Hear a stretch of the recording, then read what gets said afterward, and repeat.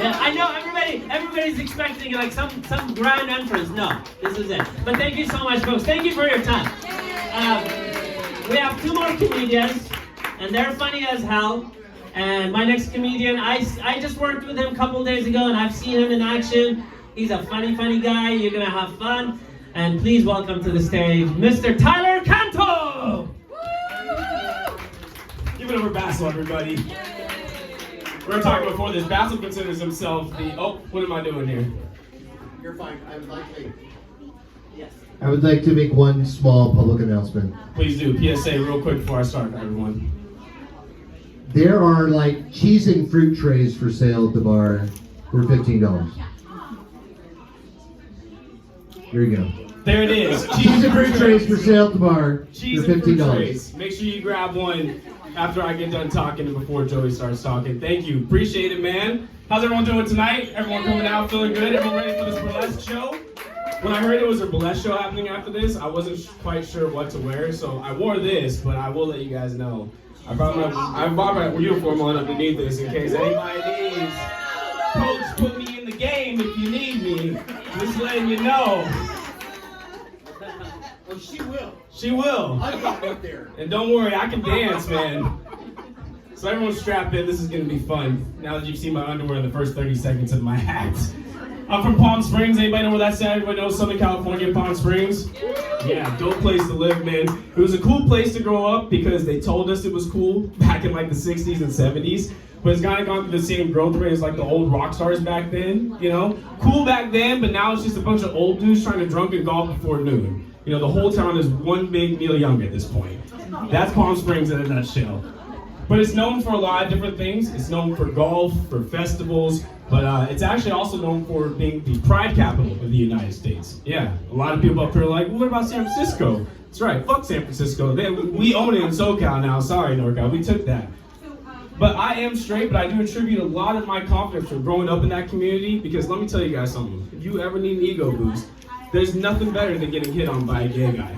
Yeah, they're the fucking best at it. You women should take notes when these guys get going. Because first of all, they're direct, which men, it's always nice, right? We like being direct. They'll also give you compliments that I've never heard from women before. I had a gay guy tell me that I look like Keanu Reeves dipped in gravy. I don't know what that means, but I like it. Makes me feel good for sure. But they'll also offer you like the craziest shit anytime, anywhere. Really, I had a gay guy try to suck my dick in a coffee shop in Palm Springs once while he was working, the barista. Yeah, it was great, man. I went up, I ordered my coffee, and he looks at me and he goes, okay, sir, do you need the restroom code with that? Which is a weird question to get asked after you order a coffee, so I politely declined, said no, handed him my change, and when I handed him my change, he handed me, or when I handed my money, I should say, he handed my change back, rubs my hand and goes, are you sure you don't need the bathroom code, sir? Which I still did not, but now I'm a little interested, you know? Like, he's selling it pretty well at this point. So I go back, sit down, he calls me up, slides me my coffee, and as he slides me the receipt, he looks at me, he goes, by the way, sir, I wrote the bathroom code on the receipt for you. Gives me a wink and says, just in case. Now I kind of gotta know what's going on in that bathroom. He sold it for me at this point, you know? So I go up to the bathroom, punch in the code, walk in, and you guys know what I found? My new favorite coffee shop. That's what I fucking found.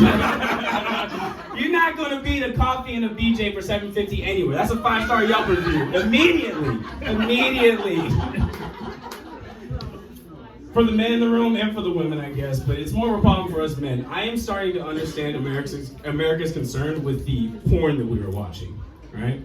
I love how it gets quiet when I say porn too. Like, I'm the all million views on Pornhub. You guys watch porn too. Don't get quiet now, okay? That's right. Give it up for freedom of us watching porn. But here's the thing. We all are starting to get weird fetishes because of it. It's happening. There's studies about this shit, man. And I've been watching a lot of MMA porn lately. And I'm really enjoying it. You guys know what this is? Anybody watch MMA porn here? Yeah, no, or at least no one's gonna admit it. They didn't watch porn. They're like, I watch a very specific kind of porn. Let me explain it to you. So, it's a guy and a girl. Guys in board shorts, girls in a bikini, and they're in like a pseudo octagon, right? And they fight each other, but not really. There's no hitting involved, but there is choking. So it's like less real than UFC, but more real than WWE, you know? It's like in that gray area right there. But the idea is, the goal is to get the other person naked and make them come. That's how you win. And you may be asking, well, what does the winner get, Tyler? Well, they get to fuck the loser, of course. This is a porn, guys. Come on. It's not hard to figure out. But the thing is it's not at fetish level for me yet, though, but it's kind of getting there, you know? And I'm wondering how I'm going to incorporate this in the bedroom. You know what I'm saying? Like, do I have to turn my bedroom into like an octagon now? Because that's a lot of work, you know? And there's a ref involved too. See, there's a girl that's kind of, she's three things. She's a ref / coach / like director, you know, she wears the pinstripes. She's very good looking, and she'll see a girl choking and she'll be like, do you need a tap? No, you good? Okay, turn this way and you can breathe a little bit better. And then while you're there, why don't you lick his asshole and look in the camera right there. Just take a look right there. She wears a lot of hats. She's very good. She's very good. But that's the thing is, if this is going to become a fetish for me, how are me and my girlfriend going to approach that hurdle? You know, do we start going to bars and being like that weird couple that looks for a threesome partner, but we're just looking for a ref for our sex fights at this point, you know? Going to places where they're playing UFC, like, she looks like she knows what she's watching. What's up, girl? You want to wear some pinstripes tonight? You looking good. I don't know. I just know I'm starting to get some raging hard-ons watching actual UFC, so I got to pull it back just a little bit, you know? Just a little bit.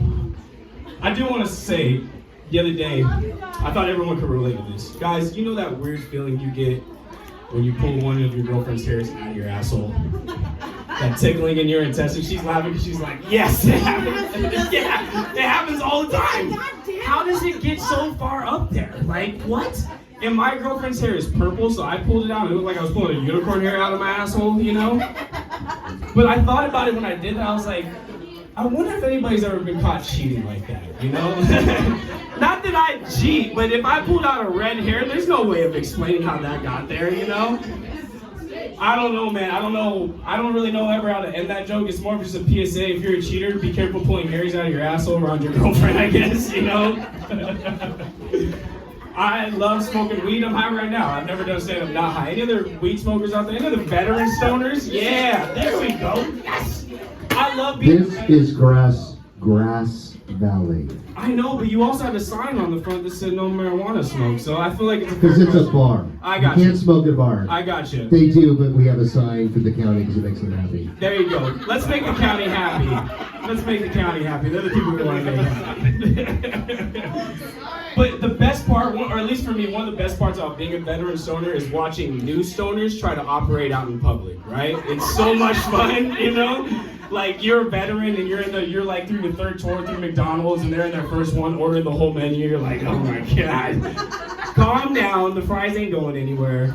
That's actually where I saw my funniest new stoner, to be honest. She was working at the McDonald's. I walked in. Yeah, she's at the front counter. And she's doing that thing where, you know, you're stoned and you're trying to control how stoned your face looks. You're like, she's missing the mark, though. She looks like Jack Nicholson in The Shining taking your orders. Hi, welcome to McDonald's.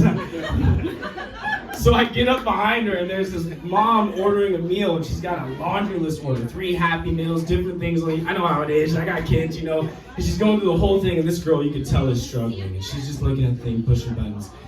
And she looks up with her eyes glazed over like Krispy Kreme donuts and just goes, okay, what? And I was like, shit, this is gonna take a while, man. It's a rookie stoner right here.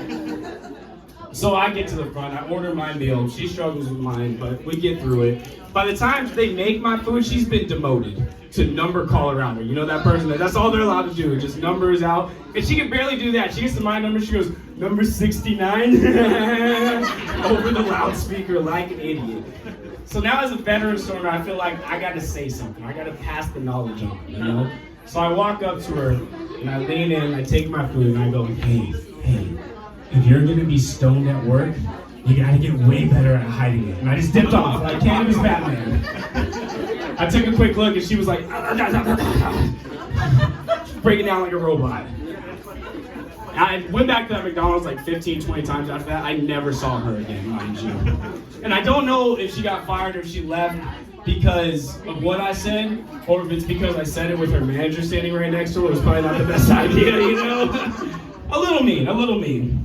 I have the things written on the back of my hand just so you guys know I don't. Just like in high school. Just like in high school. It's like cheating on a test, man. I do raise a child. I feel like it's a good time to let you guys know. I do mold a young mind, an 8-year-old girl. That might be scary. It's getting to the part though with her where like it's not fun. The not fun parts of being a girl dad are happening. You know, any other girl dads in here that might be able to relate? Woo! Yeah. Okay, so she's got her first crush, and now I know how it feels to have beef with an 8-year-old. You know, it's rough. I don't like him. I feel like he wants to fuck my daughter. I know he's only 8. It doesn't make sense, but that's how I feel right now. And plus, I'm a big sports fan. I'm a Niner fan. I know we got Niner fans in here, right? Hell yeah. His name is Dallas. So there's already an inherent hate for him just because of his first name. But the worst part is, we went to an open house for my daughter the other night at her school. And we get in the classroom and my daughter goes, Daddy, there's Dallas. Do you want to see him? I'm like, yeah, let me see his sleazeball. He's trying to fuck my daughter. And I turn and look, and this guy's eye level with me. He's 9 years old, man. I'm 33. 5 foot. What are we feeding these kids nowadays, man?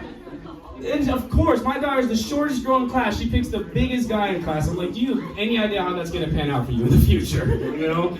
And if she keeps doing that, I'm gonna lose my intimidation factor by like middle school. Like it's not a good thing right now, man.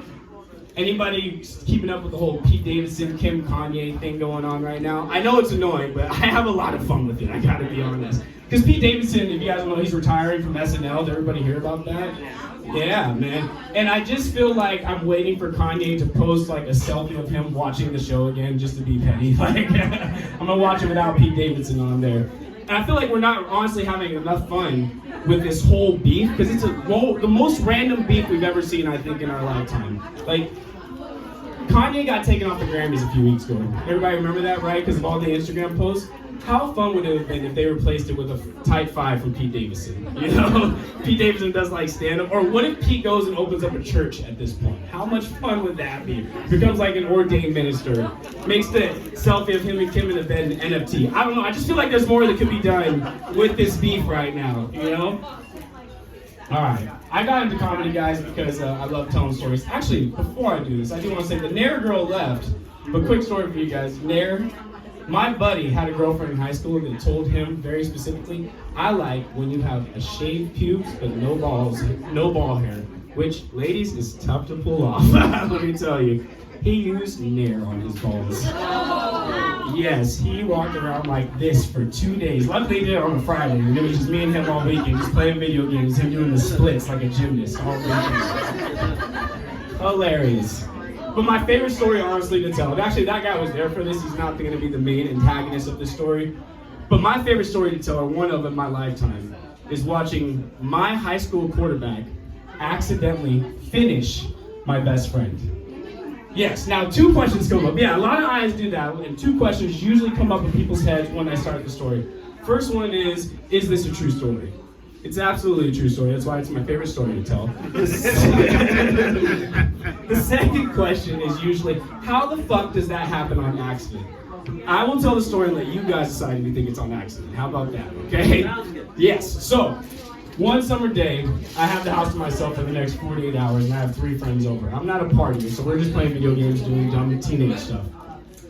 My quarterback and other friends outside. My other friend decides to take his shot and ask the strangest question I've ever been asked to this day. He comes up to me and goes, hey man, my girlfriend's been gone for 2 weeks and I'm feeling real backed up. And at this point I'm like, how close does this guy think we are? Because I'm not sucking his dick right now. Like we're not experimenting. We're in high school, not college, guy. Relax. But then he goes, I've always really wanted to watch porn on the big screen in your living room and jerk off while watching it. Would you mind if I did that? And I'm a good friend. I don't block people from their dreams, so I let him. But I wasn't gonna watch. I let him go do his thing. A few minutes later, my quarterback comes in with my buddy and goes, hey, where's Kellen? And I go, he's in the living room crossing something off his bucket list right now.